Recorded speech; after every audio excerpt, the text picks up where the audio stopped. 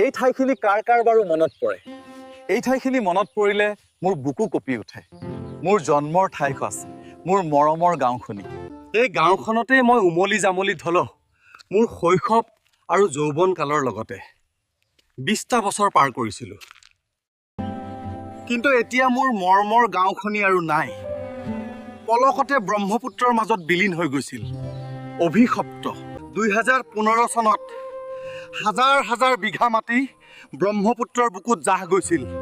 আমাৰ এই গাঁওখন ছিন্ন বিভিন্ন হৈ গৈছিল।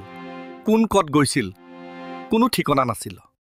আপোনালোকৰ বাৰু মনত আছেনে এই পাকৰি গছডাল, আমাৰ এই শিৱ মন্দিৰটো? ওম নমঃ শিৱায়। আমাৰ গাঁৱৰ প্ৰত্যেকজন মানুহৰ লগত আমাৰ শিৱ মন্দিৰটো আৰু এই গছজোপাৰ লগত বহু স্মৃতি জড়িত হৈ আছে। এই মন্দিৰতেই প্ৰত্যেক সোমবাৰে ডেকা বুঢ়া ল'ৰা ছোৱালী বোৱাৰী সকলো এক গোট খাই মন্দিৰৰ প্ৰসাদ খাবলৈ। এয়া আছিল আমাৰ মন্দিৰটোৰ শেষ চিত্ৰ। খুবেই অসহনীয় আছিল, খুবেই অসহনীয় আছিল। যদিও দাদাৰ মোবাইলত সংৰক্ষণ কৰি ৰাখিছিলোঁ। এই ঠাইখিনিতে আমি বসবাস কৰিছিলোঁ।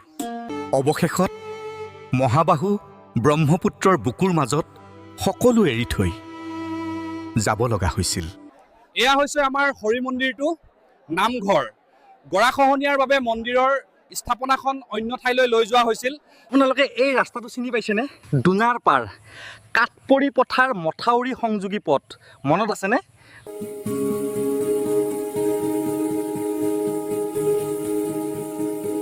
যেতিয়া ব্ৰহ্মপুত্ৰৰ খহনীয়াৰ জোৱাৰ উঠিছিল তেতিয়া সকলো আহি নদীৰ পাৰত একগোট হৈছিল।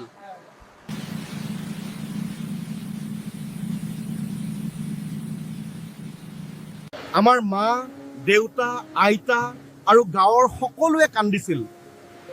বুকু ফাটি গৈছিল। এয়া হৈছে মিকিৰগাঁও LP স্কুলৰ পিছফালৰ ছবি। এনেদৰেই নদীয়ে খহাই লৈ গৈছিল।